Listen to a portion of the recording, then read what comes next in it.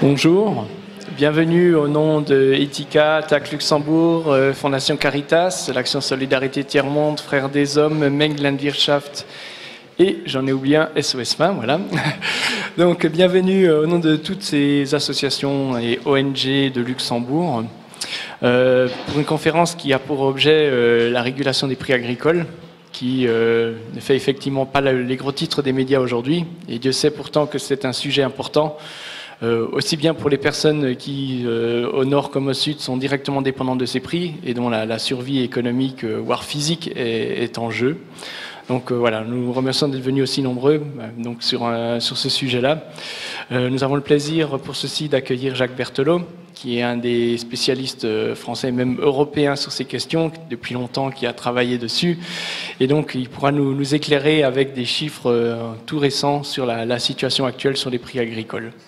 Donc, je vous souhaite donc un bon appétit pour ceux qui ont déjà le sandwich en main et une bonne conférence. Je précise encore qu'à la fin, pour ceux qui le souhaiteront, il y aura la possibilité de vous faire dédicacer le dernier livre de Jacques Berthelot qui s'appelle justement « Réguler les prix agricoles ». Voilà. Donc j'en ai déjà dit assez. Je te laisse la parole maintenant, Jacques. Merci beaucoup. Merci. Oui, mais je suis un peu ému de voir tout le gratin des ONG du Luxembourg qui est là, quoi. Bon, donc voilà. Donc j'imagine que sur toutes ces questions-là, vous en savez autant que moi et vous en savez beaucoup plus que moi sur certains aspects. Mais bon, donc voilà. Donc, je propose de traiter deux parties. Donc, d'abord, la flambée des prix agricoles et le rôle des agrocarburants et de la spéculation financière là-dedans. Et ensuite, donc, la deuxième partie, comment stabiliser les prix agricoles donc, à un niveau rémunérateur partout dans le monde, hein, non seulement en Europe, mais aussi particulièrement donc, dans les pays pauvres, et sans pénaliser les consommateurs pauvres. Bon, donc on va revoir rapidement, j'ai trop de diapositives, mais je ne vais pas m'attarder sur toutes. Donc là, simplement, c'est qui vous montre donc, depuis le début des années 60 jusqu'à 2014, donc voilà l'indice de la FAO, donc, qui est un indice synthétique qui regroupe 6 catégories de produits agricoles de type alimentaire, donc qui vous montre que d'abord de 60, alors il y a eu évidemment dans les années 70 à la suite du premier choc pétrolier, il y avait eu donc aussi, il y avait eu surtout le choc pétrolier lui-même avait été occasionné par une sécheresse au Canada et aux États-Unis, donc en 72, c'était ça qui a provoqué justement le premier choc pétrolier. Bon, donc, et ensuite, donc, il y a eu une baisse des prix jusqu'en 85, une relative stabilisation aussi bien en termes nominal qu'en termes réels, c'est-à-dire donc déflaté de l'inflation, jusqu'en 2006, hein, et à partir de 2006, donc la flambée qui a d'abord eu un pic en 2008, il y a eu une chute en 2009, et puis ça a repris de plus belle jusqu'en 2012, et depuis 2012-2013, donc une forte baisse, hein, de l'ensemble des prix agricoles. Alors cette baisse n'est pas, ça c'est l'indice général, mais c'est pas, on n'a pas tout à fait la même évolution pour les différents produits. Alors ça c'est les céréales, donc l'évolution des prix des céréales, là je suis parti qu'à partir de 90. Vous voyez donc en 95-96 encore il y avait eu une sécheresse donc aux États-Unis. Et puis donc jusqu'en 2006, à partir de 2006, donc on a encore le pic de 2008, la chute de 2009. Et ensuite à nouveau donc les prix sont restés très élevés, même en 2011 ils ont même dépassé le pic de 2008. En termes nominal et en termes réels, ils étaient à peu près au même niveau. Et là, donc, une forte chute donc, qui s'est accentuée d'ailleurs cette année depuis le mois de juin. Hein. Bon, et donc là, j'ai repris les différentes céréales. Bon, et donc, vous avez le riz, évidemment, qui est une céréale un peu à part, bon, parce que elle ne fait pas l'objet d'un commerce mondial très important. Bon, c'est surtout en Asie, puis un peu en Afrique. Mais autrement, vous avez ici donc le blé. Alors le blé, il y a deux grandes... le blé à haute valeur en protéines, qui est le Hard Red Winter, qui est surcoté par rapport au Short Red Winter, qui est un blé moins protéique, qui reflète un peu plus le blé en moyenne de l'Union européenne. Voilà. Et le maïs, donc le maïs qui... Et là, j'ai mis les prix moyens de 2014 jusqu'en septembre, et puis le prix en octobre, là, donc qui s'effondre quoi, actuellement. Hein. Il est au plus bas, quoi. Et, voilà. Et aussi de même pour les blés, quoi. Voilà. Alors le soja, bon, le soja, il a suivi un peu l'évolution générale, mais donc là aussi, en 2012, il était au sommet. Et là, il s'effondre aussi quoi, énormément. Hein, c'est lié évidemment à de bonnes conditions climatiques hein, qu'il y a eu donc, cette année, quoi, un peu partout dans le monde. Bon, alors les huiles, les huiles aussi, donc, bon, alors, il y a l'huile la plus cotée, je ne l'ai pas mise, c'est l'arachide. Bon, ensuite, vous avez l'huile de colza, l'huile de soja qui est un peu moins chère et l'huile de palme qui est la moins valorisée. Bon. Et là aussi, donc, on voit que la moyenne jusqu'en septembre de 2014 et maintenant en octobre, vous voyez, donc il y a eu une forte chute, hein, une chute de plus de 100 $ la tonne voyez, sur l'huile de palme, par exemple, bon, et pratiquement autant, un peu plus même donc, sur l'huile de colza. Donc, il y a vraiment un effondrement des prix là, en ce moment, quoi. Voilà. Bon, ça c'est... Alors le lait, vous voyez que le lait est le lait en poudre. Bon, le lait en poudre, donc, et le beurre, bon, les produits laitiers, donc, sont sujets à une très forte volatilité, hein, plus forte que pour les céréales encore. Bon.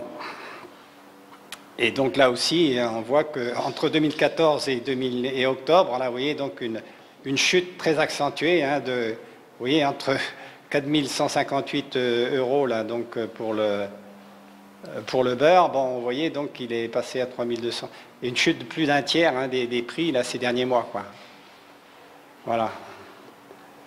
Alors les prix des viandes, eux, ils sont aussi ascendants, mais on voit qu'on ne note pas du tout la même volatilité que. Et là, il n'y a pas de chute dans les prix des viandes. Notamment la viande bovine, parce que la viande bovine, bon, c'est la viande bovine, le prix de la viande bovine américaine, qui vient essentiellement des feedlots où les bovins sont nourris au grain, quoi. Donc, comme les prix des grains étaient très élevés, bon, donc les prix de la viande augmentent. Et comme il y a eu une décapitalisation aussi de la viande bovine, enfin de la production de viande bovine aux États-Unis, donc le prix de la viande bovine continue à augmenter, quoi. Bon, et voilà. Bon, ça c'est pas bon. Alors, ça c'est les prix. Là, ce qu'il faut savoir, c'est que toutes les matières premières agricoles, enfin les commodities, quoi, ceux qui font l'objet d'un marché mondial important, sont toutes libellées en dollars, hein, comme la plupart des commodities aussi non agricoles. Et évidemment, en Europe, on s'ajoute, en Europe non seulement, mais dans les autres pays hors zone dollar, s'ajoute la volatilité des taux de change. Bon, donc là, il y a eu donc une appréciation de l'euro. Donc là, c'est le nombre de dollars pour un euro. Hein. Donc jusqu'en 2008, donc, il y avait eu donc, une appréciation de l'euro par rapport au dollar. Et donc là, maintenant, il y a une baisse. Quoi, l'euro se déprécie hein, depuis quelque temps. Et notamment, vous voyez, en 2013, donc là, ces derniers mois aussi. Donc, bon, je n'ai pas la moyenne de 2014, mais donc, bon, c'est bon évidemment pour les exportations européennes. Hein, bon, alors, donc, bon, comment expliquer un peu ces flambées des prix, bon, et maintenant la chute. Donc, bon, je vais souligner donc l'importance quand même majeure de la folie pour les États-Unis d'avoir consacré donc une quantité croissante de maïs à l'éthanol. Hein, bon. Et alors, donc là, vous voyez, on constate, ça c'est une constante, on peut dire, pour tous les produits, pour toutes les commodities. pour toutes les matières premières qui se stockent, ou même les produits finis qui se stockent, il y a une corrélation inverse assez parfaite entre le niveau des stocks et le niveau des prix. Relation inverse. Donc quand les stocks sont élevés, ben, les acheteurs potentiels savent que donc il n'y a pas besoin de se précipiter parce qu'il y a toujours des stocks qui sont là, donc les prix ne montent pas et même ils chutent. Hein, si les stocks augmentent, donc ça entraîne la baisse des prix. Et inversement, donc si les stocks se raréfient, bon, ben, il y a les acheteurs se précipitent parce qu'ils ne sont pas sûrs de pouvoir être approvisionnés, donc ça fait monter les prix. Et donc voilà, vous voyez, donc de 90-91, c'est en campagne agricole. Donc le maïs, ça va d'août à fin juillet, je crois, aux États-Unis. Et donc vous voyez, donc quand le stock est en bleu, hein, et le prix donc est en rouge. Le stock, il est dans l'échelle de droite, en millions de tonnes, et le prix, il est en dollars par tonne, hein, dans l'échelle de gauche. Donc vous voyez, quand le stock baisse, bon, le prix monte. Quand le stock monte, donc le prix baisse. Et vous pouvez voir ça tout du long de... Hein, c'est constant, quoi. C'est constant, sauf, je vais y venir, donc sauf en 2006-2007. Donc là, vous voyez que le prix, en 2006-2007, donc le stock...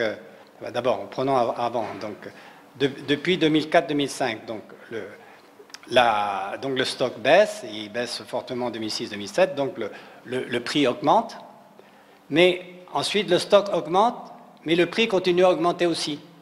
Donc là, c'est un peu une anomalie, qui s'explique par l'envol de la spéculation, hein, qui a amplifié, donc, dans un contexte où le Congrès des États-Unis a donné un mandat aux compagnies pétrolières, disons, de mettre de plus en plus un minimum donc, d'éthanol dans l'essence, faute de quoi ils sont fortement pénalisés.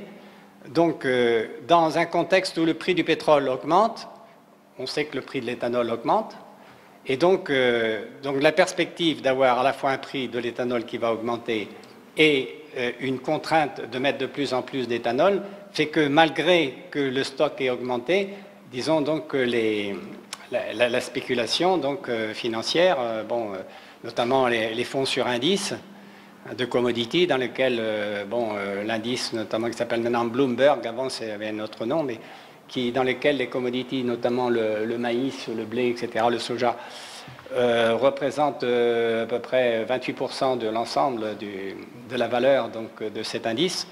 Bon, donc c'est la spéculation sur indice donc, a fait que malgré la forte hausse du stock, de 33 millions de tonnes à 41 millions de tonnes, eh bien, le prix a continué à augmenter. Bon, ça n'a pas duré ensuite, parce qu'en 2009, il y a eu donc une baisse du prix. Bon, mais à nouveau, donc vous voyez, on reconstate donc de 2009-2010 jusqu'à 2012-2013. Donc vous voyez, le stock baisse fortement et le prix aussi grimpe. Et là, donc, on constate aussi que lorsque le stock augmente en 2013-2014, ben, le prix à nouveau s'effondre. Hein, bon. Donc ça, c'est...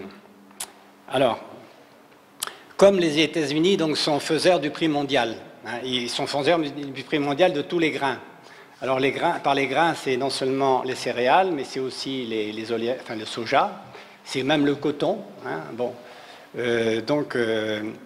Comme ils sont faiseurs du prix mondial, alors et pourquoi ils sont faiseurs du prix mondial? D'abord, pour les céréales, et au moins pour le maïs et pour le blé, ce sont les premiers producteurs et les premiers exportateurs de blé et de maïs. Pour le soja, ils sont les premiers, deuxième exportateurs de soja. Et non seulement l'importance de la production de l'exportation, mais aussi le fait que c'est sur les grandes bourses de matières premières, donc de Chicago, de Minneapolis et puis de Kansas City, donc pour les blés, que ce sont les prix à ce niveau-là rendus FOB sur lesquels s'alignent tous les autres importateurs et exportateurs du monde, aux frais de transport près. Hein, donc ce sont ce sont donc ces prix américains donc en dollars qui s'imposent donc comme prix de référence hein, pour tous les céréales et les... Bon, pas pour tous les oléagineux, pas non plus pour le riz, mais en tout cas pas pour l'huile de palme, mais qui est plutôt négociée disons donc en Thaïlande, hein, bon, en Malaisie, pardon. Oui. Voilà. Donc, alors, mais les stocks, d'où c'est qu'ils viennent? Alors, les stocks, on constate donc les plus importants stocks céréaliers donc, sont ceux de la Chine et de l'Inde. La Chine et de l'Inde qui ont été montrés du doigt lorsqu'il y a eu la flambée des prix hein, en 2007-2008. On dit donc c'est parce que les Chinois mangent de plus en plus de viande hein, ou que les Indiens aussi. Donc c'est eux qui sont responsables en partie donc, de cette flambée des prix. Et en fait, on constate que le niveau des stocks, disons donc, alors en bleu c'est le stock mondial, le stock final mondial en fin de campagne. Et en rouge, donc, les stocks de la Chine et de l'Inde, vous voyez, qui sont... Et en vert, donc, les stocks des États-Unis et de l'Union européenne. Vous voyez que les stocks de l'Inde et de la Chine, donc, sont... ils continuent à grimper, alors que ceux des États-Unis et de l'Union européenne, donc, ont fortement chuté depuis 2009-2008. Hein, voilà. Et donc, on voit ici que, en pourcentage du stock mondial... Vous voyez, le stock de la Chine et de l'Inde donc, a représenté jusqu'à près de 52% donc, en 2012-2013, alors que celui des États-Unis et de l'Union européenne donc, n'a cessé de baisser. Bon, en 2013-2014, il commence un peu à remonter. Alors cette année, hein, les prévisions pour 2014-2015 vont à une nette amélioration du poids des stocks de l'Union européenne et des États-Unis, compte tenu de l'excellente récolte qu'il y a eu cette année donc, aux États-Unis et même dans l'Union européenne. Bon, voilà. Donc ça, c'est pour dire que... Alors, d'où viennent ces chiffres? Bon, on conteste quelquefois les chiffres, on dit qu'on ne connaît pas bien les stocks chinois de céréales. Bon, ce sont les évaluations faites par les États-Unis, donc l'USDA, le World Agricultural Supply and Demand Report, donc le WASD Report qui est publié tous les mois, hein, qui fait un peu autorité quand même. Bon. Et les États-Unis ont quand même, disons, dans tous les pays, ils ont tout un tas d'attachés agricoles qui suivent de très près quand même aussi le niveau des stocks, de la production, etc. Donc, je pense que c'est la source quand même la plus crédible, quoi. Bon, alors maintenant, donc, voyons un peu la spéculation. Bon, alors là, il y a eu une étude, donc, un rapport qui est très intéressant, qui est le plus intéressant de toutes les études, donc, qui est du New England Complex System Institute, hein, en 2011, qu'ils ont actualisé ensuite en 2012, qui montre donc la corrélation étroite entre la production d'éthanol de maïs et l'indice des prix alimentaires des États-Unis. Hein, bon. Et l'effet amplificateur, ils ont testé l'ensemble des autres indicateurs potentiels, donc à la fois le prix du pétrole, le taux de change du dollar, quoi d'autre, le climat, bon, etc. Et ils ont constaté que c'était vraiment l'importance croissante de l'éthanol de maïs sur lequel la spéculation a pu surfer, si vous voulez. La spéculation n'est pas la cause principale. La spéculation a surfé sur le mandat du Congrès et la hausse donc, du prix de la production d'éthanol de maïs. De même qu'elle a surfé maintenant à la baisse aussi. Hein. On voit qu'ils ont actualisé donc, en 2012, donc, lorsque la spéculation a suivi aussi la baisse du prix du maïs. Quoi. Bon, c'est une... voilà, bon. Alors, ensuite, je me suis dit, donc, compte tenu de ça, s'il n'y avait pas eu d'éthanol, comment auraient évolué les prix, hein, les prix, notamment les prix des céréales, hein, de l'ensemble des céréales, puisque, bon, alors, je ne l'ai pas dit tout à l'heure, mais il est évident que le fait que les producteurs américains, donc, la demande croissante d'éthanol, enfin de maïs, donc due à l'augmentation obligatoire d'incorporation d'éthanol dans l'essence, fait qu'il y a les producteurs américains ont consacré plus de terres au maïs et moins au soja et au blé dans les zones où c'est des cultures qui, dans le Middle West, on peut faire à la fois du soja et du maïs, aussi un peu de blé. Bon, et donc la demande croissante, donc l'emblavement de plus en plus de surface en maïs a réduit donc les surfaces semées en blé et en soja, ce qui a évidemment fait flamber les prix du soja et du blé. Et comme le soja et le blé donc, sont aussi, disons, les prix sont aussi fixés par les États-Unis, eh bien, ça a fait flamber les prix du blé et du soja donc, partout dans le monde. Et comme le maïs et le soja sont l'essentiel des aliments du bétail, hein, y compris en Europe, hein, dans toute l'agriculture intensive, donc à base de maïs. Alors, bon, même si chez nous, il y a aussi le maïs en silage hein, bon, pour les vaches, mais bon, en tout cas pour les granivores, donc c'est de maïs qui est souvent importé aussi des États-Unis. Bon. Et donc, c'est responsable donc, de la flambée des prix, on peut dire, de tous les produits alimentaires de base, quoi. Aussi bien les produits animaux que les céréales et les oléagineux. Bon, donc je me suis dit, j'ai regardé, donc toujours dans le rapport WAST, là, donc comment évoluer la demande mondiale de toutes céréales et l'offre mondiale, donc la production mondiale de toutes céréales, depuis 2005-2006 jusqu'à nos jours, quoi. Bon. Et donc, on constate que... Alors, il y a eu certaines années où la demande mondiale a été supérieure à l'offre mondiale de céréales. Hein, c'était en 2006-2007, de même en 2010-2011. Bon, les autres fois, la demande mondiale disons, de céréales a été inférieure à l'offre mondiale. Hein, bon. Donc, on a souvent accusé donc, la flambée des prix due à une insuffisance de la demande, ou plutôt de la production par rapport. Notamment, on a dit l'Australie, il y a eu une sécheresse en Australie, bon, c'est ça qui a causé là-bas. En fait, même cette année-là, donc en 2007-2008, malgré la sécheresse en Australie, eh bien, la demande mondiale de céréales a été inférieure à la production mondiale de céréales. Là, j'ai englobé l'ensemble des céréales, hein, c'est-à-dire bon, donc tous les céréales, y compris le riz. Hein, bon. Et donc, je me suis dit, s'il n'y avait pas eu... Alors, donc, en rouge, vous avez donc le volume de céréales consacré à l'éthanol. Alors, aux États-Unis, c'est pratiquement uniquement le maïs, mais en Europe aussi, on produit et on consacre à peu près 10 millions de tonnes de céréales à faire de l'éthanol. Hein.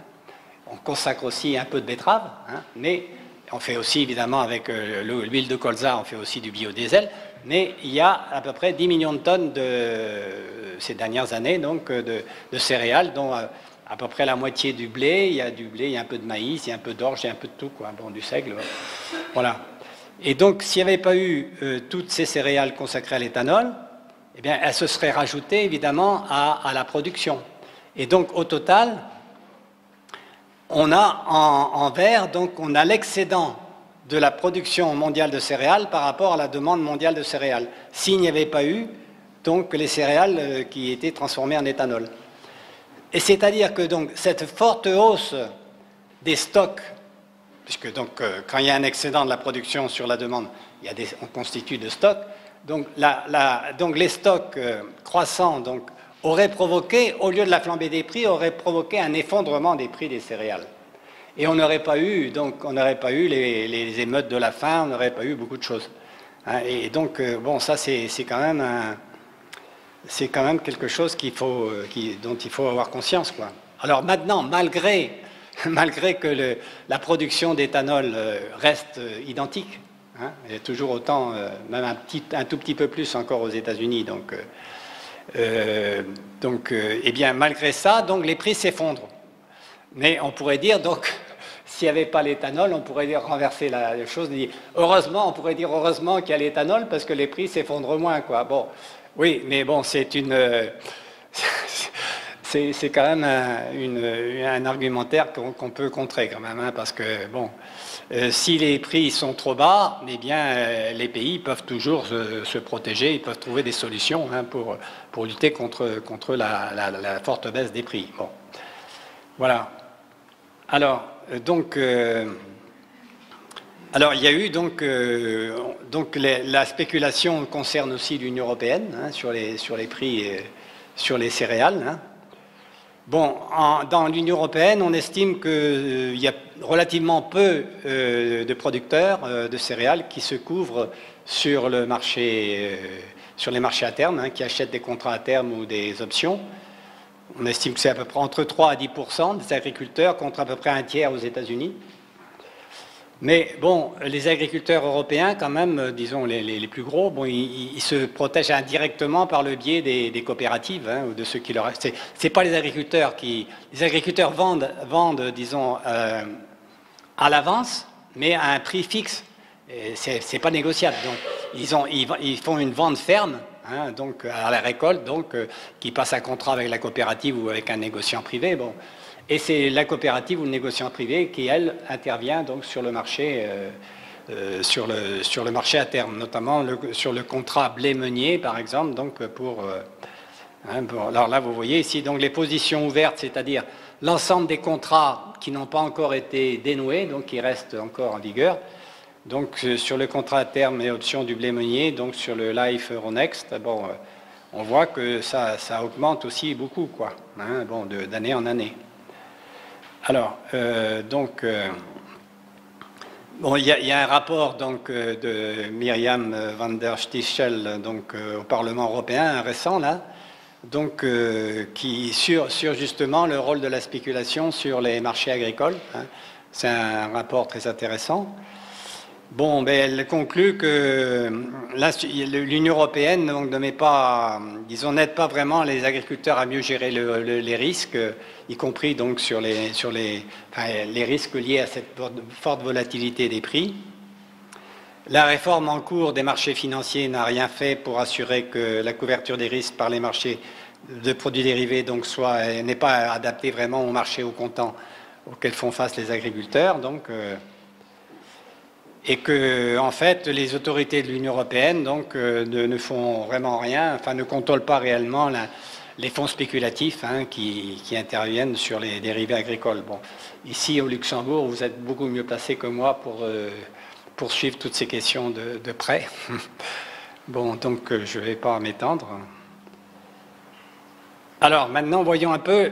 Face à cette volatilité, vous savez que le G20 donc, a été convoqué en 2011 là, pour se prononcer un peu pour proposer des solutions hein, pour lutter contre cette volatilité des prix agricoles. Alors, donc, bon, moi, les solutions donc, de vouloir lutter contre la volatilité des prix, alors, il y a une ambiguïté quand on dit vouloir lutter contre la volatilité des prix. Bon, la société civile, disons, que vous représentez, bon, enfin la société civile, c'est aussi les négociants. Bon. Mais disons que, en tout cas, notamment pour le discours qui a été tenu à la FAO, dans les enceintes de l'ONU, lutter contre la volatilité, ça voulait dire, donc, après les émeutes de la faim, bon, faire en sorte que les prix des denrées alimentaires de base, notamment des céréales, n'augmentent pas trop, n'augmentent pas à un niveau tel que les gens puissent plus manger, ne puissent plus les acheter. C'était ça pour le message que la FAO a voulu lancer, lutter contre le fait que la montée donc, à un niveau tel des prix que beaucoup de consommateurs ne peuvent plus se nourrir. Mais bon, pour les négociants, enfin les exportateurs, bon, quelques mois. Il y avait eu d'abord un G20 agricole qui s'était tenu donc à Paris. Ensuite, de grands G20 s'étaient tenus à Nice en fin d'année. Mais avant même le G20 purement agricole de Paris, il y avait eu une lettre commune des grands exportateurs du Mercosur, hein, donc du Brésil, de l'Argentine, du Paraguay, Uruguay, bon, qui disait non, surtout n'essayez pas de lutter contre la flambée des prix des céréales. C'est bien parce que les prix des céréales augmentent que les producteurs sont incités à produire plus, donc à se nourrir mieux. Donc c'était un peu le message. Et de toute façon, il disait donc, c'est grâce à cette flambée des prix que nous, face à cette flambée des prix, nous, producteurs du Mercosur, nous sommes les mieux placés au monde pour y faire face, pour produire plus et pour nourrir, le monde. Hein, bon, c'est un peu le discours aussi tenu, qui continue à être tenu par la FNSEA en France, hein, ou le COPA-COGECA au niveau de Bruxelles. Donc la France prétend avoir vocation à nourrir le reste de la planète. Hein, bon, donc voilà. Bon. Et donc pour eux, ça veut dire quoi? Lutter contre la volatilité des prix, ça veut dire simplement donc lutter contre la volatilité intra-annuelle, hein, ou d'une année sur l'autre, mais surtout pas lutter contre la hausse à long terme, à moyen et long terme des prix. Hein. Voilà l'ambiguïté qu'il y a donc dans cette chose-là. Et alors justement, donc quand on regarde quelle a été, alors moi je dis, c'est pas du tout crédible de dire qu'on va lutter vraiment contre la volatilité. Les gens du G20 qui viennent de se réunir à Brisbane, là, bon, j'ai pas regardé encore les communiqués, je sais pas s'ils ont parlé de ça, bon, je crois qu'ils avaient d'autres sujets plus encombrants. Bon, mais donc, en tout cas, on constate déjà qu'en France, vous voyez, la valeur le prix aux producteurs des céréales oléagineux, bon, et donc voilà. Donc vous avez les céréales plus oléagineux, donc c'est en rouge. Vous voyez que les prix, donc ils ont flambé, hein, à partir de 2005-2006. Donc ils ont chuté en 2009 et puis donc ils ont à nouveau fortement monté, donc jusqu'en 2012. Hein. Ils ont baissé un peu en 2013. Bon. Mais donc ça c'est les céréales aussi. Bon, en dessous c'est oui. Non, j'ai mis alors ah oui, d'accord, pardon. Les oléagineux, ils sont en bas, là, voilà, en bleu. Bon. En rouge, c'est le total céréales les plus oléagineux. Et ça, c'est sur le graphique sur disons, l'échelle de gauche, hein, c'est en millions d'euros. Et sur l'échelle de droite, c'est la valeur de tous les produits agricoles de l'Union européenne. Hein. Bon. Et vous voyez qu'en fait, la part de la valeur aux producteurs des céréales oléagineux est passé de 25% en 2000 à pratiquement le double, enfin non pas le double quand même, 38% en 2012. Hein, c'est donc les producteurs de céréales oléagineux, bon, ils se sont bien, disons, leurs revenus ont été très confortables, hein, dans les années récentes. Hein, au point que certains disaient même, enfin qui étaient honnêtes, disaient on n'a vraiment plus besoin des aides, hein, puisque hein, c'était bon, on a voilà. Alors, mais là maintenant, donc on regarde les principaux exportateurs de céréales oléagineux et aliments du bétail. Dans les aliments du bétail, ça comprend en plus, si vous voulez, les tourteaux, hein, donc d'oléagineux qui ne sont pas dans les, ou aussi les déchets des industries agroalimentaires. Hein, bon. Et donc, vous voyez que là aussi, c'est pareil, quoi. Jusqu'en 2005, bon, une hausse très légère. Vous voyez que les recettes, donc, alors ces principaux exportateurs, donc c'est l'Argentine, l'Australie, le Brésil, le Canada, le Paraguay, la Russie, l'Union européenne, l'Ukraine et les États-Unis. Donc, vous voyez que leurs recettes, elles ont quadruplé, donc de 2000 à 2013. Hein. Donc, leurs recettes à l'exportation. Hein. Bon. Alors, évidemment, c'est en prix nominaux. Hein, c'est en prix nominaux, mais bon, il n'y a pas eu, disons, il n'y a pas eu d'une inflation considérable quand même hein, depuis 2005-2006. Hein, bon. Donc voilà, donc ça explique que, si vous voulez, ces exportateurs, hein, face à la hausse, alors il y a à la fois donc la hausse forte des producteurs, hein, de céréales oléagineux, et aussi l'amélioration de la balance commerciale des États. Hein, donc les gouvernements n'ont pas non plus envie, hein, de voir baisser l'amélioration de leur solde commercial qui est apporté donc par ces recettes de ces produits des céréales et des oléagineux et aliments du bétail. Bon. Et là j'ai mis ensuite donc aussi l'envolée des prix des mêmes produits, mais les recettes nettes, c'est-à-dire que il y a là dans le graphique précédent, le graphique précédent, c'était uniquement les exportations, Et dans le graphique suivant, c'est exportation moins importation. Pour l'Union européenne, par exemple, l'Union européenne est importatrice nette d'oléagineux. Hein. Donc, si on compte dans les oléagineux, donc aussi, j'ai compté donc, non seulement la graine, mais aussi les tourteaux et les huiles. Hein. Bon. Donc, voilà. Et donc, on voit que là aussi, donc, les recettes nettes, pour l'ensemble de ces mêmes pays, ont été pratiquement multipliées par 5. Hein. Donc là, c'est donc les mêmes raisons. Donc, et tous ces pays sont dans le G20, quoi, pas le Paraguay, mais enfin les autres pays sont dans le G20 et c'est des poids lourds quand même du G20. Bon, la Chine n'y est pas, d'accord. Bon, mais en dehors de ça, donc ils n'ont sûrement pas vraiment l'intention de vouloir lutter contre la flambée des prix et donc ne pas vouloir lutter non plus contre l'éthanol, quoi. Parce que l'éthanol, bon, même si maintenant il ne pèse plus beaucoup, ça n'a pas empêché l'effondrement des prix. Bon, demain, si maintenant déjà. Avec la baisse des prix, bon, heureusement que l'éthanol est là, on peut dire, pour éviter que les prix ne baissent encore plus, quoi. Voilà. Voilà, bon.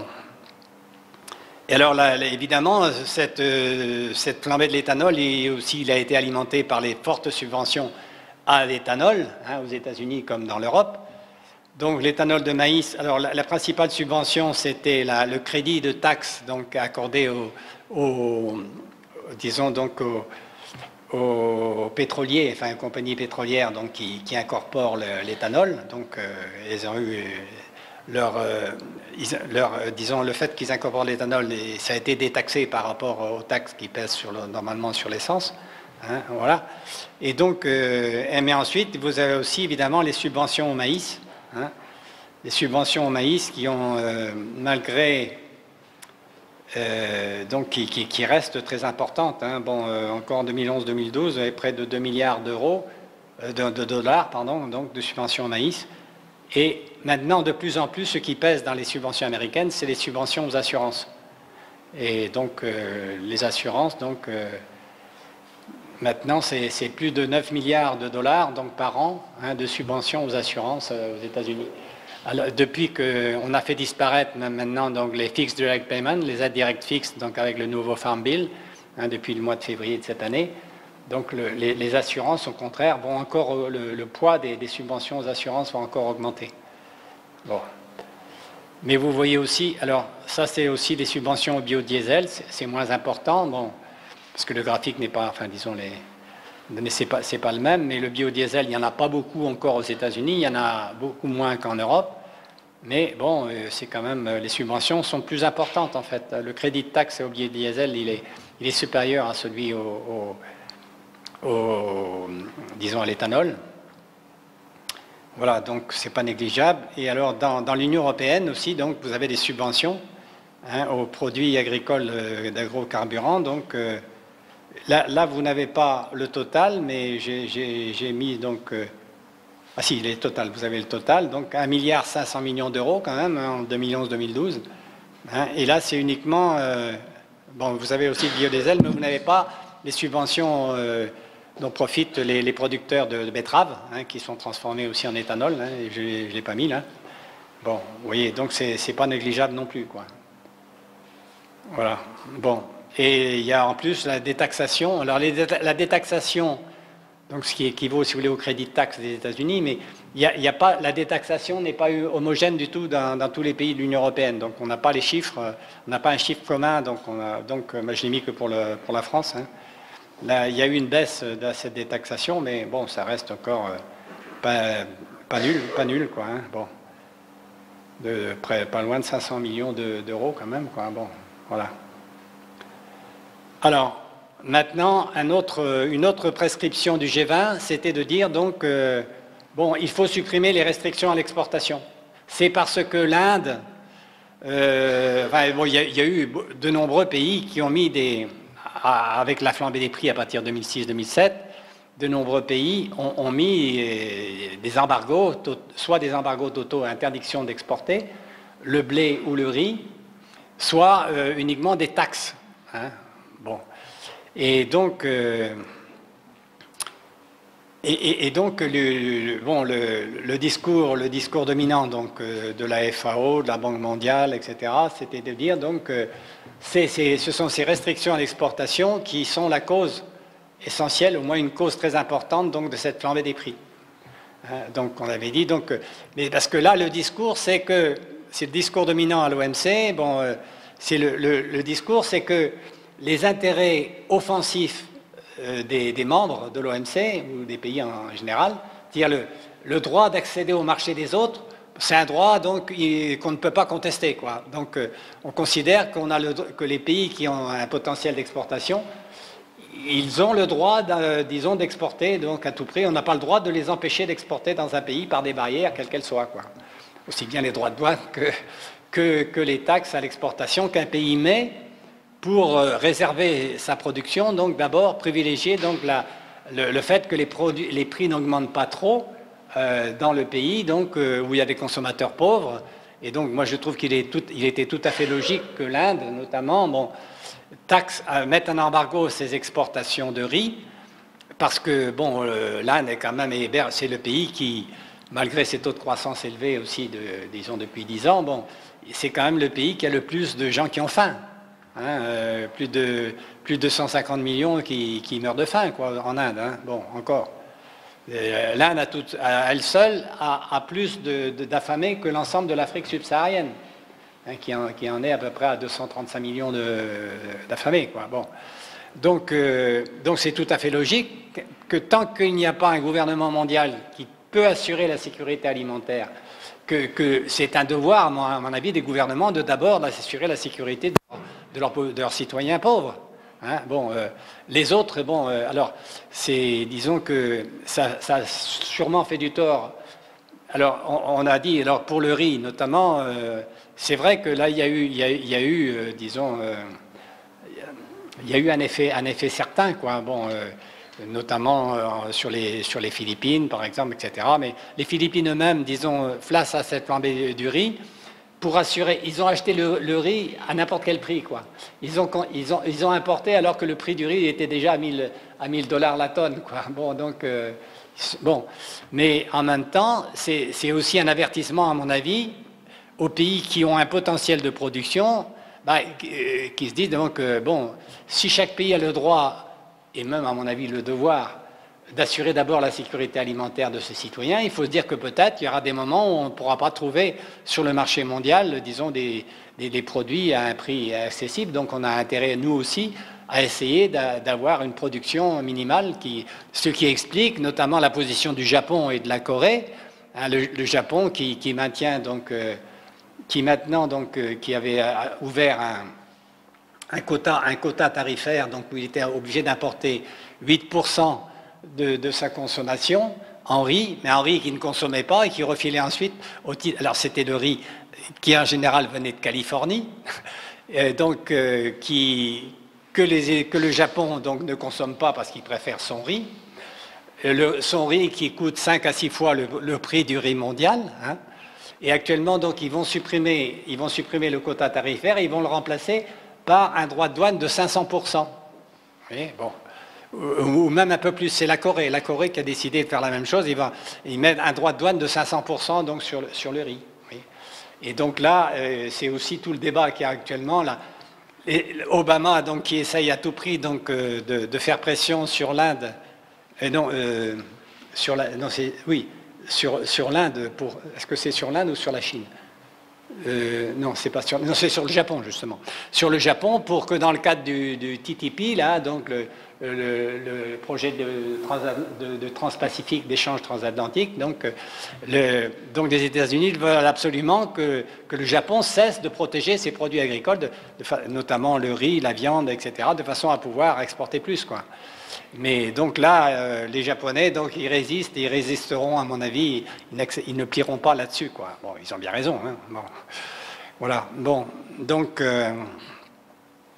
et en plus, ce qu'il faut bien voir, c'est que la politique de la taxation des exportations, bon, ça a un double but, si vous voulez. Ça à la fois, donc, bon, ça conserve donc les produits, donc ça les évite d'être exportés lorsqu'il y a un besoin pour éviter la flambée des prix internes donc, qui mettent à mal les consommateurs pauvres, mais c'est aussi une manière disons donc, de cesser d'exporter moins de produits bruts et de valoriser les produits donc, avant de les exporter, hein, d'ajouter de la valeur donc, avant de les exporter. Hein.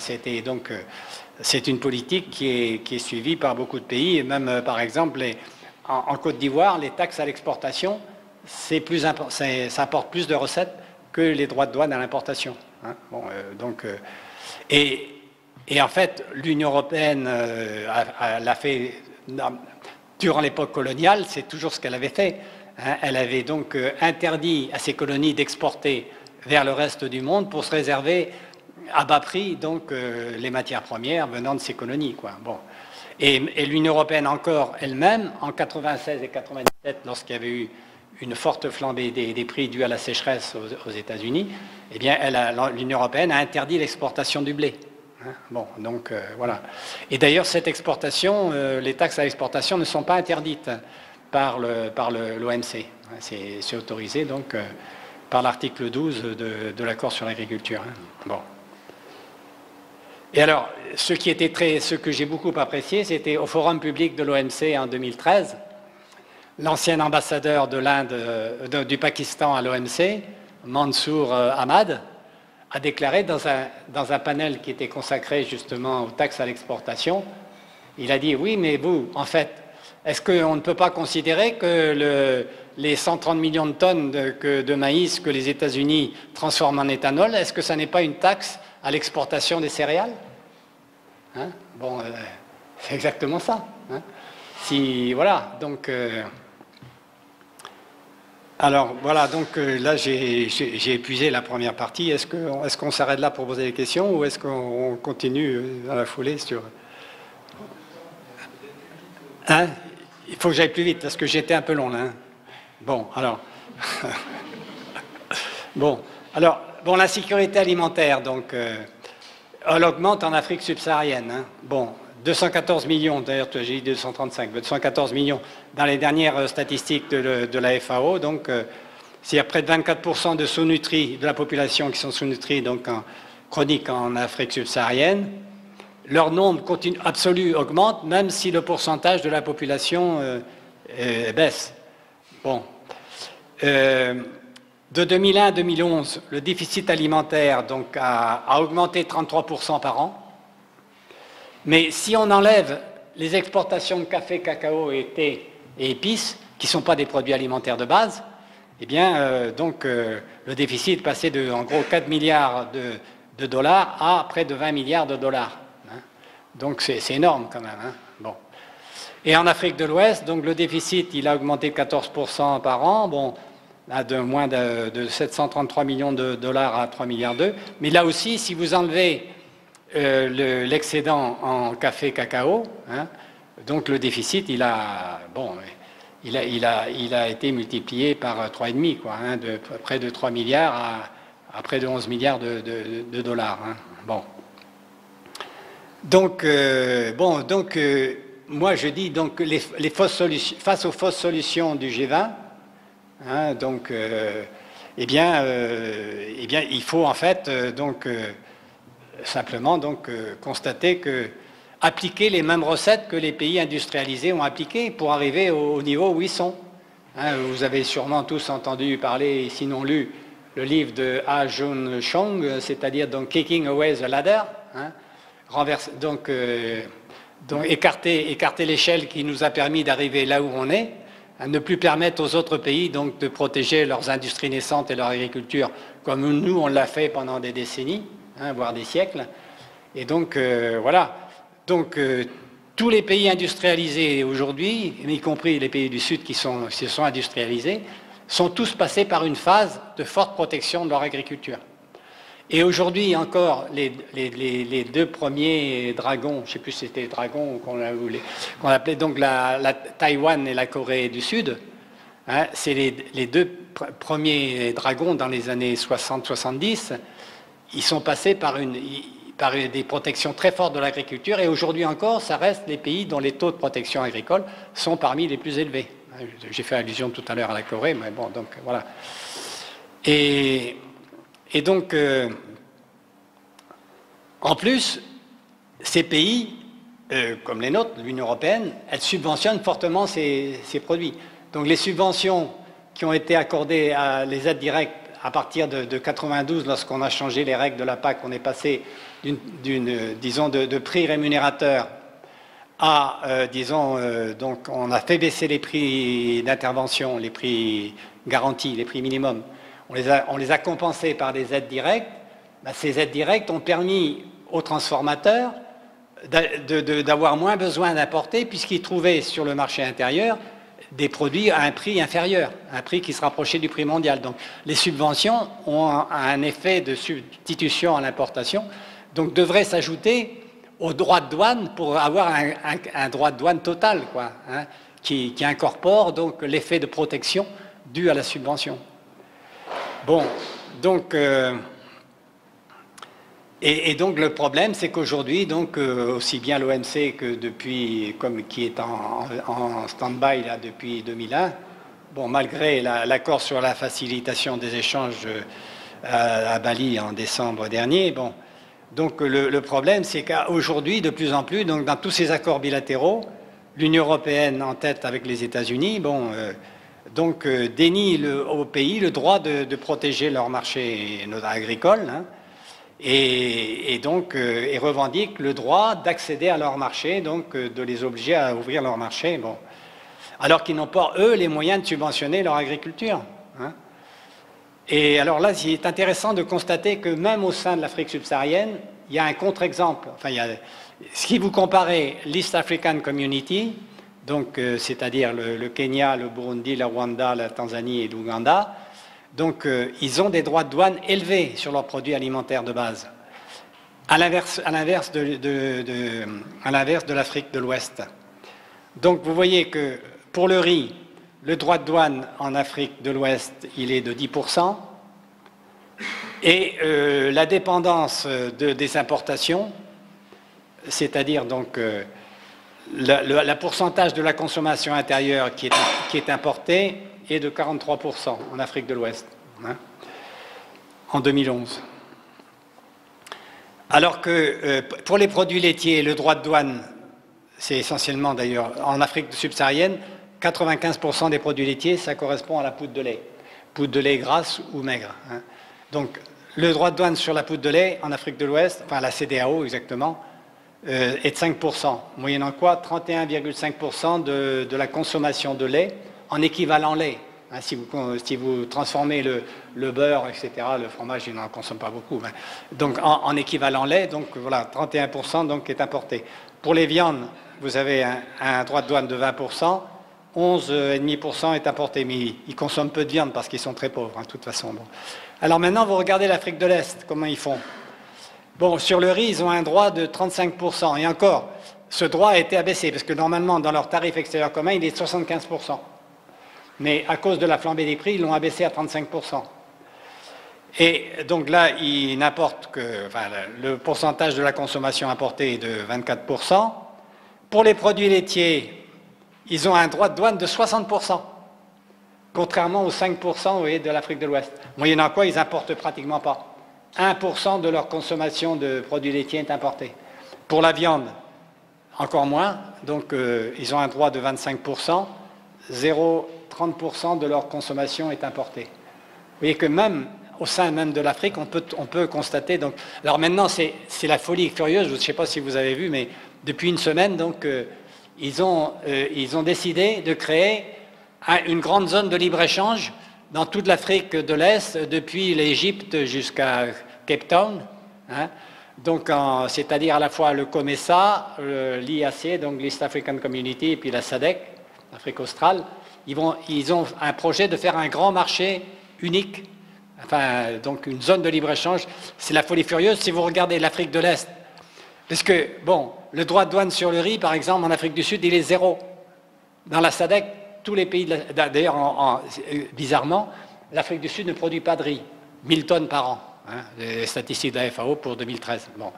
Donc, elle produit pas de riz. Alors, est-ce que, si elle ne produit pas de riz, c'est parce que elle n'a pas la capacité d'en produire, ce qui, à mon avis, il devrait bien pouvoir avoir des zones où ils pourraient en produire, mais c'est plutôt parce qu'ils ont décidé d'avoir un droit de douane, disons, à 0%, que évidemment, ils peuvent pas, ils sont pas concurrentiels donc avec le riz importé, quoi. Voilà. Donc, alors, ça, c'est les droits de douane actuels de l'Union européenne. Hein, bon, j'ai regardé donc sur les droits de douane actuels appliqués, hein, bon, de l'Union européenne. Donc, en 2013, en équivalent ad valorem, parce que, bon, pour l'Union européenne, la plupart des droits de douane sur les produits alimentaires, c'est des droits spécifiques. C'est-à-dire, c'est tant d'euros par tonne. Hein, mais moi, je les ai convertis en équivalent ad valorem, compte tenu des prix CAF, donc des prix à l'importation, donc qui ont été faits en 2013. Bon, vous voyez donc le fromage, près de 32%, sur le beurre, 67%, le lait en poudre, 45%, vous comparez ça aux 5% donc, de l'Afrique de l'Ouest, la viande bovine congelée, 46%, et encore là, bon, si on prenait des morceaux particuliers, ça pourrait être beaucoup plus, hein, bon, ça c'est les moyennes, bon, la viande bovine fraîche, le sucre, 71%, etc. Bon. Voilà, bon, donc, voilà. Alors, maintenant, l'Union européenne dit qu'elle n'a plus de subventions à l'exportation. Et ça, c'est répété par la Commission, par le Conseil, par le Parlement, et par tous les syndicats, peut-être pas par la Confédération paysanne, mais en tout cas par la FNSEA, le COPA-COGEPA, il y a plus, et par Ciolos, hein, il n'y a plus de subventions à l'exportation puisqu'on n'accorde plus de subventions au niveau de l'exportateur. Il n'y a plus de restitution, comme on appelle. Hein. Donc, il n'y a pas de subvention à l'exportation. Hein. Bon. On oublie que quand même, bon... donc, et ça, à Bali encore, ça a été répété. C'était donc, on a dit à Bali, nous réaffirmons notre volonté d'assurer donc l'élimination de toutes les formes de subventions à l'exportation, bon, etc. Bon, ça a été répété depuis Hong Kong, bon, etc. À toutes les conférences ministérielles. Donc, pourquoi? Parce que l'Union européenne dit, depuis le 1er juillet 2013, je n'accorde plus aucune restitution. C'est vrai. Il n'y a pas eu de restitution à l'exportation. Mais il y a les aides directes qui sont là quand même. Alors, elle dit, ah oui, mais ces aides directes, elles sont découplées. Donc, c'est les DPU, les droits à paiement unique. Donc, ces droits à paiement unique ne sont pas imputables à un produit particulier. Donc, on ne peut pas dire que c'est une subvention. Et puisque d'ailleurs, nous, on les notifie, l'Union européenne dit, on les notifie dans la boîte verte de l'OMC, donc c'est découplé, donc il n'y a pas d'effet de distorsion des échanges. Oui, mais bon, d'abord, ce qu'il faut savoir, c'est que l'organe d'appel de l'OMC a 4 reprises jugé que les subventions internes qui vont aux produits exportés doivent être comptées dans le dumping. Ils l'ont dit 2 fois, en décembre 2001, décembre 2002 sur les produits laitiers du Canada. Ils l'ont dit en mars 2005 sur le coton des États-Unis et ils l'ont dit en avril 2005 sur les exportations de sucre de l'Union européenne. Bon, que ça avait un effet de dumping. Donc je fais bon. Et donc moi sur cette base-là, j'ai calculé donc les subventions de l'Union européenne sur ces exportations de céréales, de produits laitiers et de viande en 2013. Hein, bon, donc et ces subventions totales donc ont été donc de 5 milliards 500 millions d'euros, hein, pour ces produits, donc céréales, produits laitiers et viande. Hein, ils ont été de 5 milliards 500 millions d'euros, dont 807 millions vers les pays ACP. Là, j'ai le détail par produit, mais et donc 414 millions d'euros vers uniquement l'Afrique de l'Ouest. Hein, voilà, pour ces produits-là. Alors, comment j'ai fait pour les céréales, par exemple? Bon, pour les céréales, l'Union européenne dit, si vous regardez sur les statistiques hein, d'Eurostat, j'ai exporté 22 millions de tonnes, non, en 2013, c'était 22 millions, c'était en 2012, j'ai exporté 36 millions de tonnes de céréales en 2013. Ben, j'ai dit non, vous en avez exporté, l'Union européenne en a exporté 46 millions de tonnes. Pourquoi? Parce qu'il faut compter la farine, il faut compter le malt, il faut même compter les céréales comprises dans le whisky. Bon, je vous passe tout ce qui est entre... Bon, il y a les pâtes alimentaires, il y a le couscous, il y a les biscuits, bon... Si vous comptez tout ça, ça vous fait 10 millions de tonnes de céréales en plus qui bénéficient des subventions. Ces céréales ont été produites avec des subventions. Bon. Et voilà. Et j'ai même aussi trouvé que l'Union européenne avait subventionné pour 21 millions de tonnes de coton. L'Union européenne subventionne 21 millions de tonnes au coton. Certes, l'Union européenne n'exporte pas de coton, mais elle exporte des linges en coton, elle exporte des tissus de coton, elle exporte des vêtements en coton. Et voilà. Et donc là-dedans, j'ai calculé le poids du coton dans tous ces produits. Et donc, on arrive, voilà. Donc, bon, bref. Alors, donc, je ne sais pas, je peux parler maintenant des accords de partenariat économique ou on peut remettre ça pour la suite des événements. C'est comme vous voulez. J'ai peut-être déjà été un peu trop long. Mais bon, s'il y a des questions,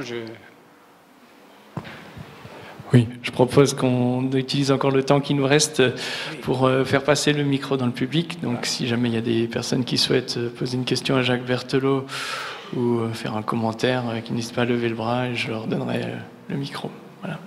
Merci en tout cas. C'était un sujet relativement complexe comme vous l'avez vu.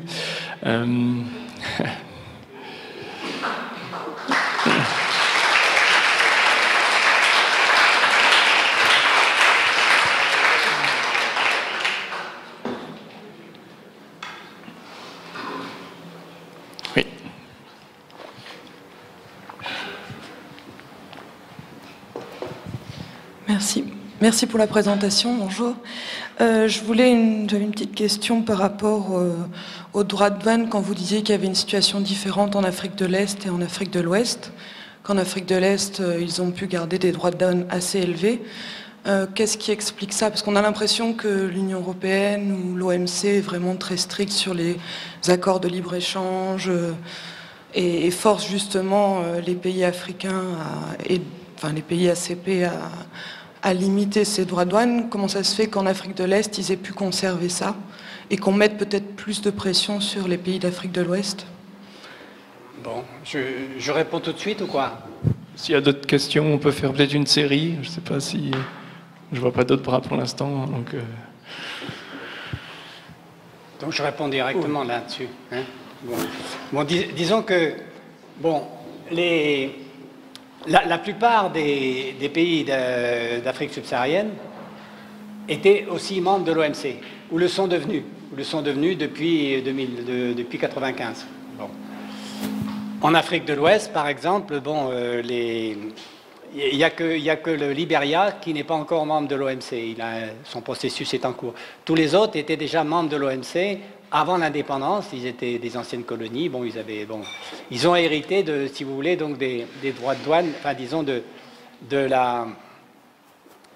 ils avaient les droits consolidés donc qu'ils ont eu à l'indépendance. Hein, bon. Et alors, qu'est-ce que c'est qu'un droit à l'OMC? Donc l'OMC ne connaît que les droits maximum autorisés, qu'on appelle les droits consolidés. Donc, au moment de la constitution de l'OMC, donc les pays ont été invités à déposer les droits consolidés, soit qu'ils avaient avant, s'ils étaient déjà partie du GATT, là, hein, soit les pays en développement ont été autorisés à choisir des niveaux de consolidation comme ils ont voulu. Et en général, beaucoup ont choisi un droit unique de consolidation pour l'ensemble des produits agricoles et un droit unique de consolidation pour les produits non agricoles. Bon, donc, dans les pays d'Afrique de l'Est, ils avaient des droits consolidés. D'ailleurs, même en Afrique de l'Ouest, le droit consolidé moyen, disons, était de l'ordre de 70%.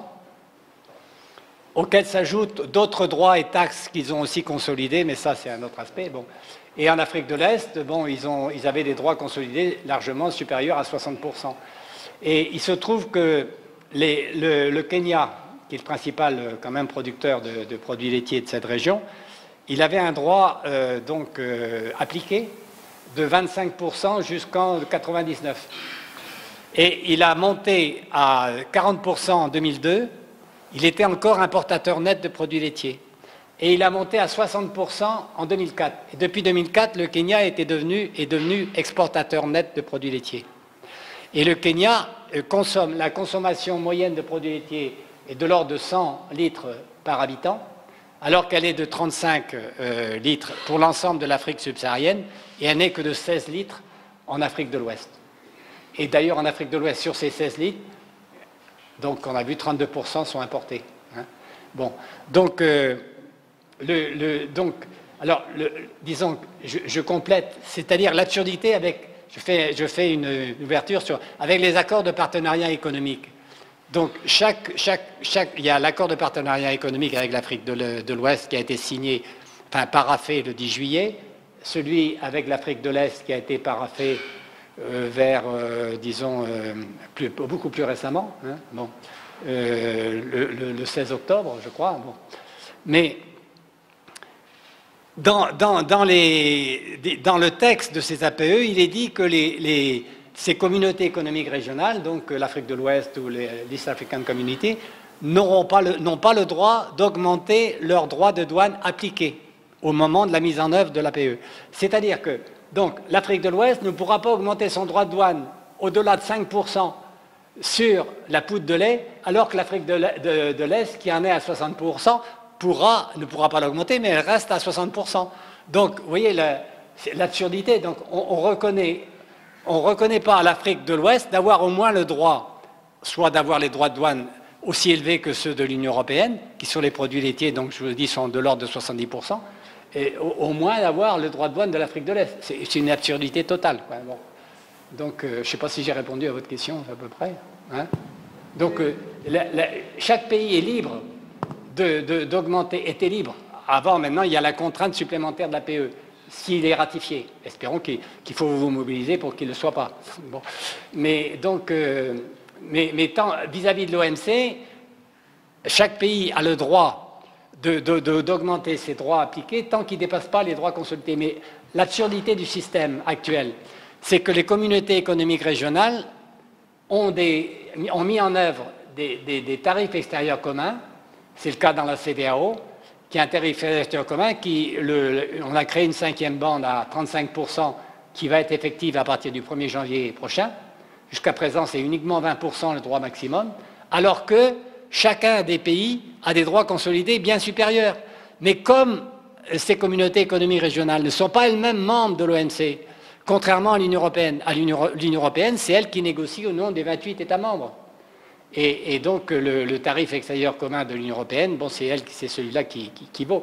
Mais pour l'instant, donc les communautés économiques régionales qui sont dans les pays ACP ne sont pas membres de l'OMC. Donc moi je dis, il faut absolument qu'ils deviennent membres de l'OMC pour pouvoir avoir des droits consolidés qui soient établis au niveau de la moyenne pondérée des droits consolidés de l'ensemble de leurs membres, de façon à avoir des marges de manœuvre pour augmenter leurs droits appliqués.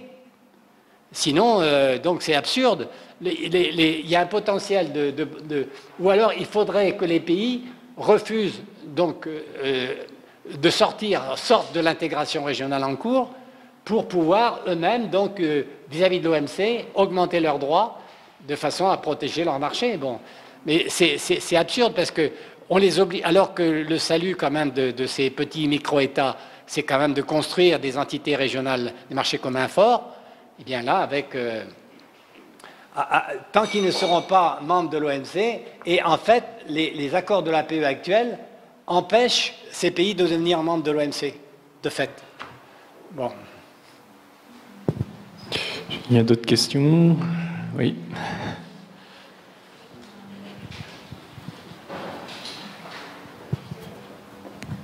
Bonjour, merci pour la présentation.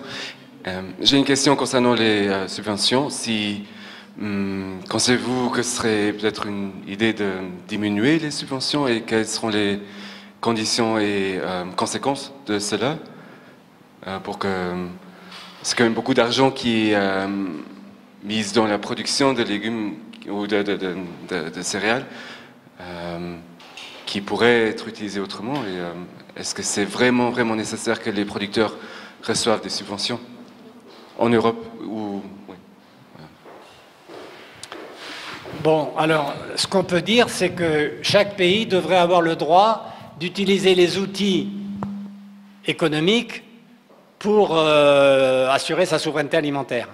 Hein, donc, pour assurer des revenus stables et aux agriculteurs, hein, et à un niveau rémunérateur. Bon.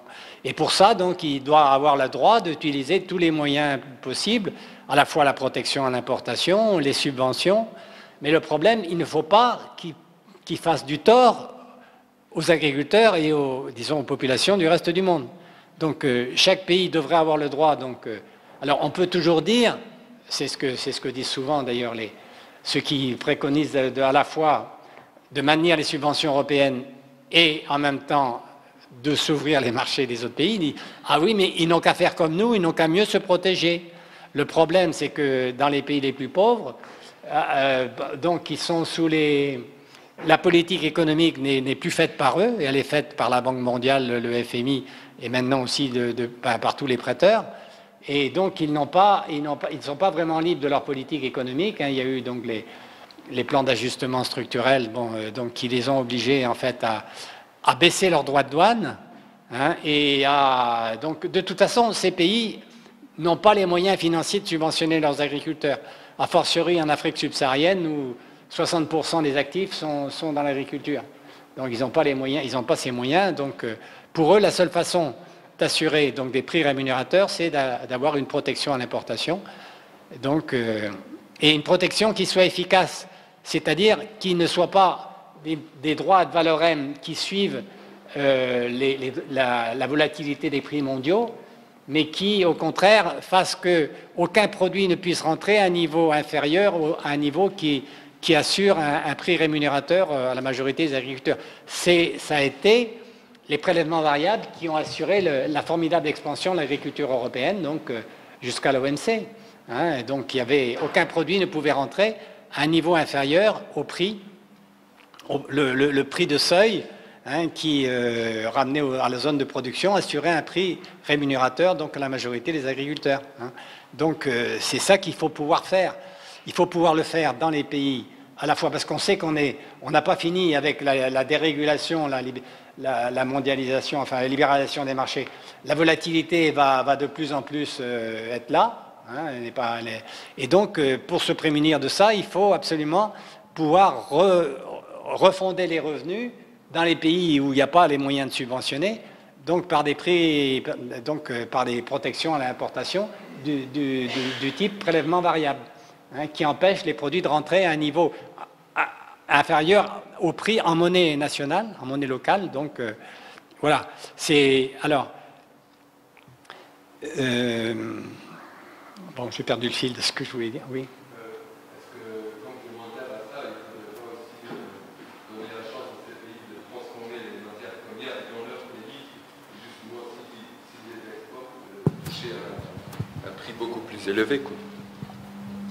Oui, c'est tout à fait, oui, absolument, oui. Donc, et pour ça, l'utilisation aussi de taxes à l'exportation est utile. Donc, on taxe les exportations de produits bruts de façon à encourager mais seulement depuis disons l'Europe a toujours eu, donc depuis les récents commissaires au commerce, donc ont toujours dit la politique de l'Europe, c'est d'apporter les matières premières à droit zéro, hein, de façon à garder donc toute la valeur ajoutée. Donc, et d'ailleurs, les pays qui ne vont pas signer, si l'APE n'est pas ratifiée, donc l'absurdité du système actuel, c'est qu'avec la multiplication des accords de libre-échange de l'Union européenne, donc récemment, enfin ces dernières années, donc l'Union européenne a signé un accord de libre-échange avec les pays andins, c'est-à-dire avec la Colombie, le Pérou, auquel s'est joint l'Équateur en juillet dernier.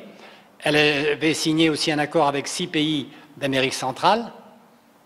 Ces accords ont commencé à être mis en œuvre en 2013. Et ces pays, donc maintenant qui sont des accords de libre-échange, eh bien, l'Union européenne va importer leurs produits, sauf les bananes qui sont soumis encore à un quota tarifaire.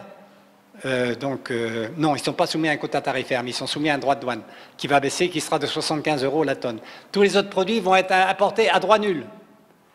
Alors que les pays africains qui ne vont pas, si les APE ne sont pas ratifiés, eux, ils vont devoir payer les droits du système de préférence généralisée, donc les droits de douane, alors que les concurrents donc, qui auront signé des accords de libre-échange, et d'ailleurs aussi le Canada et les États-Unis, si le TAFTA et le CETA donc, sont ratifiés, le CETA et le TAFTA, ils vont exporter en Europe donc des poissons, beaucoup de produits que les pays d'Amérique, y compris les textiles et tout ça, ils seront importés en droit nul dans l'Union européenne. Ils seront importés. Et alors que si les APE ne sont pas ratifiés, eh bien, les exportations donc, des pays ACP vont être taxées donc, dans l'Union européenne. C'est vraiment l'absurdité complète, quoi. D'autant que ces APE, donc s'ils ne sont pas ratifiés, ce sera beaucoup plus favorable donc, pour les pays les plus nombreux qui sont les pays les moins avancés, les PMA. Hein, en Afrique de l'Ouest, sur les 16 États d'Afrique de l'Ouest, il y a 15 dans la CEDEAO, il y en a 12 qui sont des PMA, non, 11 qui sont des PMA, et plus la Mauritanie, donc, qui est aussi, bon. Eh bien, donc ces pays-là, alors que l'accord Tout sauf les armes leur permet jusqu'à présent d'exporter dans l'Union européenne et de pouvoir, disons, donc, continuer à importer hors droit de douane, non. Donc, ils ont le droit de mettre des droits de douane sur les importations de l'Union européenne. Maintenant, si les APE sont signés, tous les pays, y compris les PMA, devront ouvrir leur marché à 80% des exportations européennes. Hein? Bon, eux, ils vont pouvoir continuer à exporter sans être taxés à l'importation, mais les autres qui ne sont pas des PMA, comme la Côte d'Ivoire, le Ghana, le Nigeria, je mets à part le Cap-Vert, parce que le Cap-Vert, il bénéficie du SPG+, mais bon, les trois autres donc, devront payer les droits du SPG. C'est-à-dire que, par exemple, bon, le Nigeria, il exporte aussi pas mal, enfin, c'est relatif, mais pas mal de produits textiles. Or, les produits textiles vont être importés à droit nul, donc du Canada, des États-Unis, donc dès que si ces accords sont ratifiés. Vous voyez, bon. Pardon? Ah oui, le système des préférences généralisées. Non, c'est pas ça. Non. Oui. On va prendre les dernières questions, le temps de laisser un peu l'occasion de faire un débat, de manger le dernier sandwich, puis sans oublier les dédicaces. Alors, il y avait madame, il y avait d'autres personnes, oui, encore, oui, monsieur et madame. Okay. Oui, voilà, le sujet est très vaste et pour moi, beaucoup de choses, on en entend parler, mais on n'est pas spécialisé dans les domaines. J'aimerais savoir simplement sous quelle pression peut-on exercer pour les empêcher de faire un droit de taxe à l'exportation? Est-ce que c'est par des prêts qu'on leur alloue? Est-ce que tout simplement on ne leur permet pas d'entrer? Quelle est la façon exactement que l'Union européenne a mis en œuvre, ou d'autres systèmes, pour empêcher certains pays d'Afrique qui devraient se protéger de faire une taxe à l'exportation? Vous pourriez repréciser un peu plus cet élément? D'accord. Oui, Jacques, je vais vous poser la question. Est-ce que nous n'avons pas en général le problème concernant les prix des produits alimentaires qu'au niveau mondial, ce qui intéresse, c'est le prix à payer uniquement par le consommateur et qu'on oublie totalement qu'il y a également quelque part un intérêt pour les producteurs et surtout les petits producteurs, les petits paysans des pays du Sud, avec comme résultat que tous les efforts sur lesquels on peut lire donne l'impression qu'on veut s'efforcer de réduire au plus bas possible ces prix pour assurer un meilleur accès à une majorité de consommateurs et qu'on oublie par exemple que durant la période 1980-2005, les prix payés pour les produits alimentaires agricoles aux producteurs étaient en moyenne de quelques 60% en dessous du prix de revient. Donc ce sont des prix qui ne permettent pas de vivre. Et ce sont des prix qui sont évidemment largement cause du désespoir des campagnes et cause également de l'exode rural que nous connaissons. Et en d'autres termes, je crois qu'il y a encore pas mal d'efforts à faire pour arriver à un autre concept de prix équilibré, tant pour les producteurs que pour les consommateurs. Ma question est beaucoup plus simple. Qu'est-ce qu'on peut faire contre cette nirvana des droits des douanes et prix et des choses qui sont très, très connues, mais peut-être compliquées et qu'il faut changer? Et qu'est-ce qu'on peut faire comme société civile, comme individu aussi? Bon, ce qu'il faut faire, c'est donc, oui, c'est bon, c'est de prendre conscience, c'est de faire ce que l'Europe a fait et ce qu'elle continue à faire, parce que malheureusement, malgré, bon, certes, beaucoup d'agriculteurs souffrent et beaucoup d'ailleurs se suicident aussi, bon, même en Europe, malgré les aides. Bon, mais l'Europe, quand même, sur ses produits alimentaires de base, elle a encore des niveaux de protection qui sont assez élevés, quand même, comme je vous l'ai montré. Bon, donc, et en plus, elle subventionne, donc c'est pas assez. Parce qu'en même temps, il y a aussi l'accaparement des terres, même en Europe, la concentration des terres, etc. Bon, mais donc, je crois qu'il faut revenir à une régulation à la fois, donc, enfin, face à cette volatilité des prix internationaux donc, qui s'impose, ben, l'Europe donc doit lutter pour faire reconnaître, pour changer la PAC, mais pour changer aussi les règles internationales, donc au niveau de l'OMC, et dans ses accords bilatéraux. L'Europe se tire une balle dans le pied avec tous ces accords de libre-échange avec les pays pauvres. Pourquoi? Parce qu'en leur imposant d'ouvrir leur marché, alors que jusqu'à présent ils n'étaient pas obligés de l'ouvrir, ça ne les a pas empêchés de devenir de plus en plus pauvres. Donc comment veut-on, qu'en obligeant ces pays à réduire, disons, de 80% les droits de douane qu'ils perçoivent sur l'importation qui viennent de leur premier partenaire commercial. Hein, les pays d'Afrique subsaharienne, c'est en gros au moins 40% de leurs importations viennent de l'Union européenne, hein, tous produits confondus. Bon, donc, dans ces pays où le secteur formel moderne est très faible et où le secteur informel n'est pas taxé, il n'y a pas d'impôt sur le revenu hein, du secteur informel, il n'y a pas de TVA sur le... Bon. Donc les taxes à l'importation et les taxes à l'exportation, c'est une grande partie des recettes budgétaires. Bon. Donc il faut absolument, il faut avoir aussi la perspective que l'Afrique subsaharienne, elle va gagner plus d'1 milliard d'habitants d'ici 2050.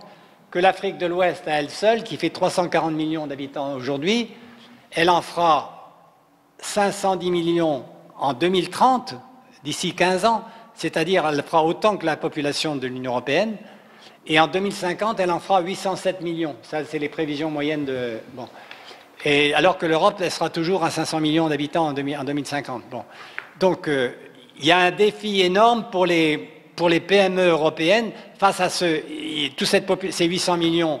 Ils vont avoir besoin de se développer. La première chose à faire, c'est au moins de leur permettre de développer leur agriculture. La meilleure preuve, c'est que tout l'accaparement des terres vers l'Afrique prouve bien qu'il y a un potentiel de production, mais l'Afrique n'a pas les moyens de financer la mise en œuvre de tous les investissements qu'il faudrait pour augmenter la production. Mais les pays qui en ont les moyens, ils accaparent les terres, hein, bon, mais plutôt soit pour en faire de l'agrocarburant, soit pour se nourrir eux-mêmes. Bon. Mais donc, il faut prendre conscience en Europe qu'on doit leur permettre de développer leur agriculture, d'abord, de venir assurer leur sécurité alimentaire et assurer aussi la promotion des industries naissantes, protéger les industries naissantes, comme l'ont fait tous les pays aujourd'hui industrialisés. Ce sera le moyen, à moyen et long terme, pour l'Europe d'exporter des produits à haute valeur ajoutée, produits non agricoles à haute valeur ajoutée, et services à haute valeur ajoutée, mais si on ne le fait pas, si on les enfonce un peu plus dans la misère, eh bien, indépendamment des risques que aussi l'islam se devienne les Boko Haram, etc., bon, avec les risques disons, donc d'émigration forcée, etc., bon, c'est tout ça, mais même sur un plan strictement économique, l'Europe a intérêt à moyen et long terme pour pouvoir exporter dans ce marché très important à moyen et long terme, enfin, de 800 millions d'habitants, rien qu'en Afrique de l'Ouest, elle a intérêt à avoir un peu à long terme et donc à autoriser un minimum de protection, faire ce que les autres ont fait et ce que l'Union européenne continue à faire pour avoir des débouchés à moyen terme sur les produits à haute valeur ajoutée et les services. C'est donc un raisonnement qu'il faut avoir vers les pays, vers disons, les partis de centre ou de droite, hein, et vers les capitalistes, disons, dire que c'est dans leur intérêt bien compris hein, de permettre à l'Afrique donc d'avoir un minimum de développement pour ensuite avoir des besoins aussi d'importation de produits et de services à haute valeur ajoutée. Bon, je n'ai pas répondu à votre question, peut-être.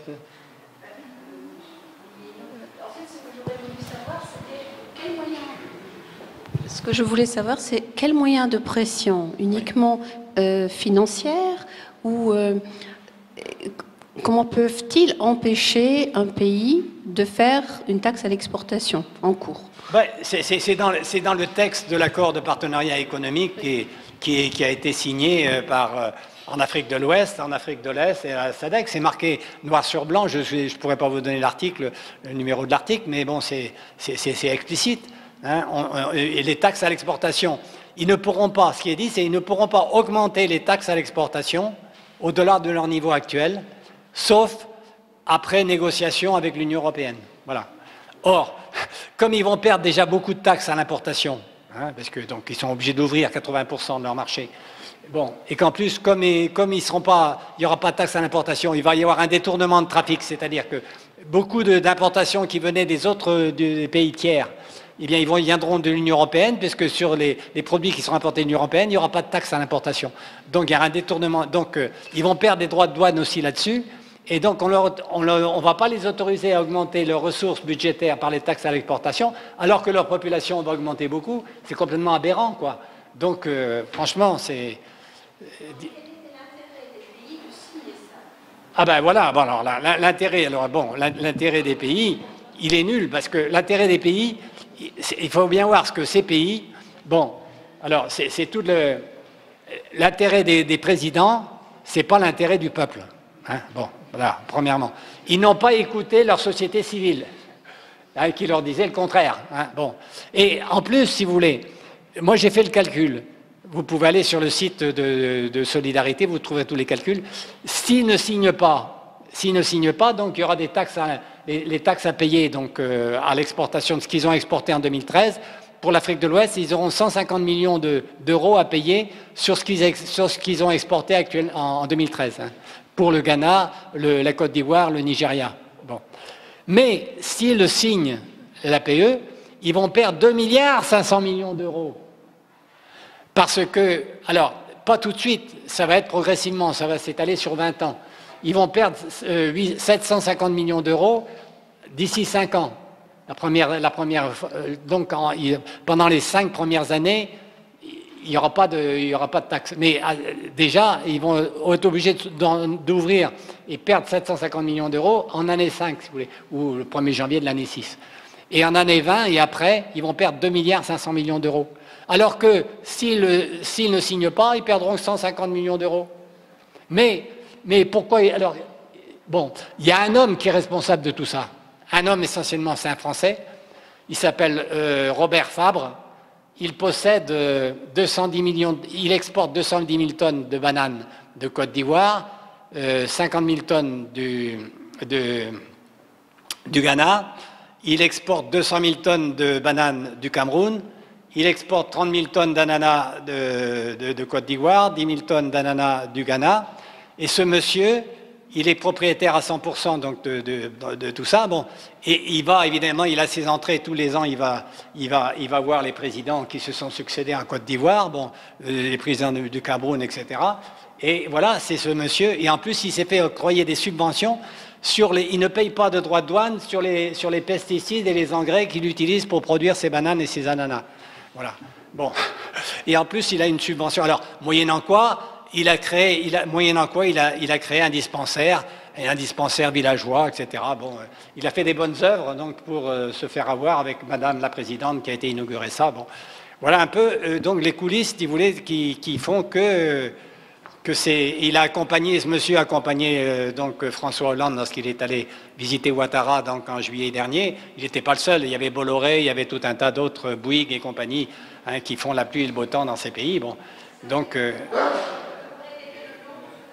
allô, Robert Fabre. Robert Fabre. C'est la compagnie fruitière. Il est propriétaire à 100% de la compagnie fruitière. Voilà. Donc qui est son siège à Marseille.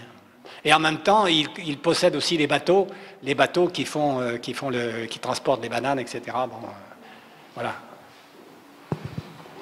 Très bien. Merci Jacques.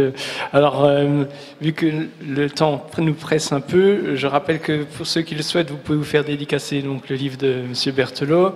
Les personnes qui n'ont pas encore mangé, on me signale qu'il y a encore des sandwichs. Donc voilà, pour ceux qui veulent encore qui se servent. Et sinon, je vous dis à très bientôt. Donc pour le 3 décembre, cette fois-ci, nous parlerons de la capture dans ce lieu, donc à 12h15. Nous parlerons avec Thierry Philippona, ancien secrétaire général de Finance Watch, sur la capture du monde financier et de l'économie financière sur l'économie réelle. Voilà. Et sinon, le lundi 8 décembre, nous vous donnons rendez-vous à la Cinémathèque. Nous parlerons également d'Afrique cette fois-ci, mais ce sera d'Afrique de l'Ouest et particulièrement de l'extraction pétrolière au Ghana, il me semble. Voilà, merci et à bientôt.